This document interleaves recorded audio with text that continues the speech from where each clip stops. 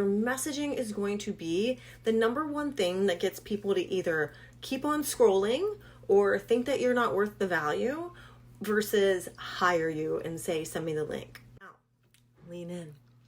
Here's where most people go wrong. So what most people do is they use really fluffy messaging, and this doesn't work. Some examples of this might be, I'll help you get more excited. I'll help you experience exponential growth, quantum leaps. But the quantum leap falls flat because the client on the other side doesn't know exactly if that's going to help them, right? And so here's an easy tip for knowing if your messaging is too fluffy.